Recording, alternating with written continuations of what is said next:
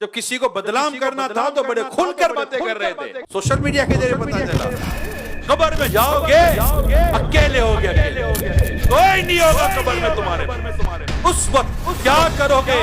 इन गुनाहों का कैसे जवाब दोगे? ये भी कोई जिंदगी है यार मुसलमानों के ढूंढते रहना।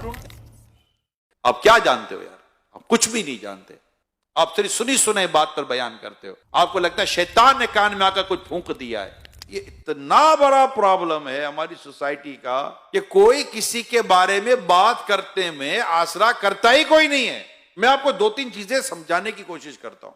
अल्लाह ना करे आपके पास कोई शख्स आकर कोई बात करता है, मैं जानता हूं उसने ऐसा किया है, अरे वो ऐसा है, आपने क्या करना है मैं अब ये बता रहा हूं।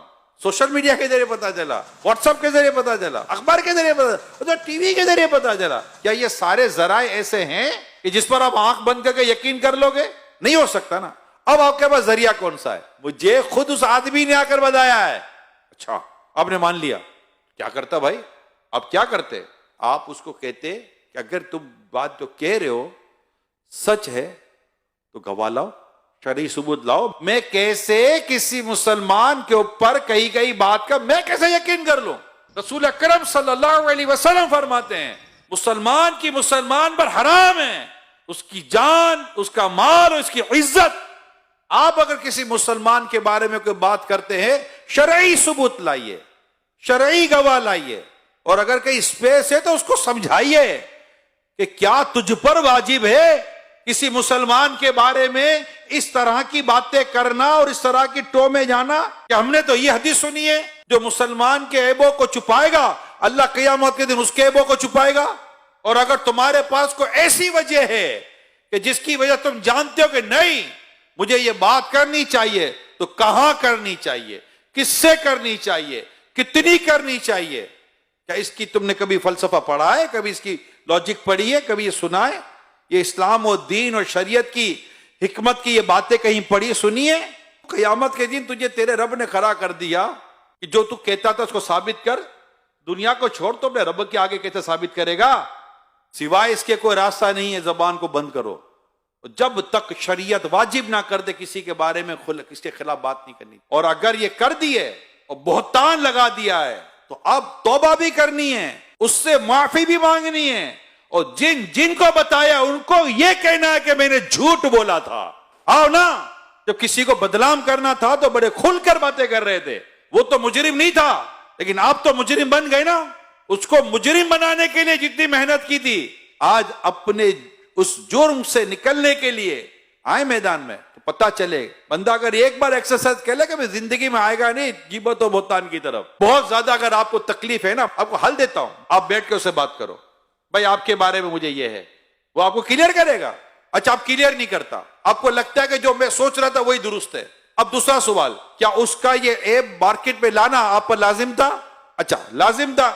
क्या मार्केट में लाना लाजिम था या दो से बात करना लाजिम था? अगर आपको लगता है कि कौम को बताना है तो उसकी शरअ रहनुमाई लें। आपको लगता है कि चार को बताना है कि शरअ रहनुमाई लें।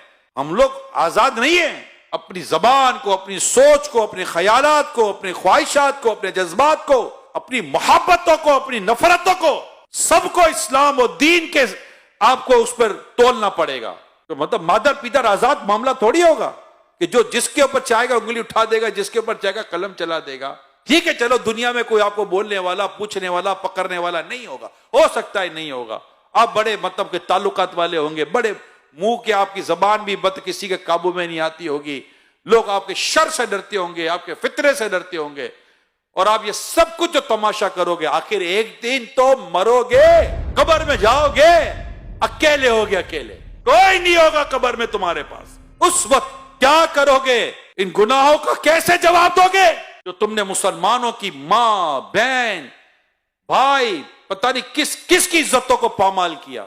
और फिर उस पर बाज लोग तो पैसे लेते हैं, इस तरह की बातें करने को पेशा बना लेते हैं।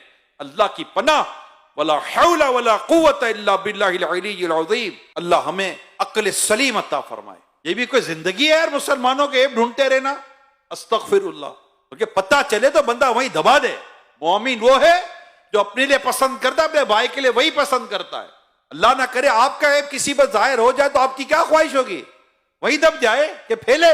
जो सोशल मीडिया पे बैठकर इस तरह का काम करे, मैं उन्हें कह रहा हूं, जो बैठकर इस तरह की गीबत से भरी, तोहमत से भरी, बोतान से भरी, झूठ से भरी पोस्टें बनाकर चलाते, मैं उन्हें कह रहा हूं, आप खुदा को जवाब क्या देंगे? अच्छा, फिर मैं उन लोगों से बात करता हूं कि जिनके सामने ये बातें आती हैं, आपको नहीं घबराहट होता यार किसी के बारे में कोई कमजोर बात, ऐब वाली बात आपके सामने आ जाए? बल्कि मेरी मालूमात है, ऐसी वीडियो ज्यादा देखी जाती जिसमें किसी के ऐब खुले हुए, ऐसी पोस्ट ज्यादा देखी जाती जिसमें किसी के इज्जतें उछाली जा रही हो। इंटरेस्ट लेता है एक आदमी, क्या हो गया हमारी सोचों को, कब पाकिज़गी मिलेगी? नहीं यार नहीं, खुदा अल्लाह मेरे गुनाह माफ करे, मैं किसी के बारे में क्यों सुनूं यार? अल्लाह ना करे इसकी जगह मेरी खबर होती तो, मुझ पर तोहमत लगा होती तो, मुझ पर बोहतान लगा होता तो। अरे मैं आपको बात बता रहा हूं, माने मेरी बात, बिल्कुल बेपर की लाती है कौम, कोई हाथ ना पैर ना सर ना मुंह, कुछ भी नहीं होता, उसके ख्वाब में भी वो नहीं होता जो चल पड़ा होता है। और उसको कोई आकर कहता तुझे पता चला क्या, तेरे बारे में ये आया, मेरे बारे में कहां से ले आया? है ही नहीं, कुछ पता ही नहीं है। ऐसे ऐसे वाकयात होते हैं, तो हमें भी मानने की कोई ऐसी खास जरूरत है नहीं, बस अपने मतलब कान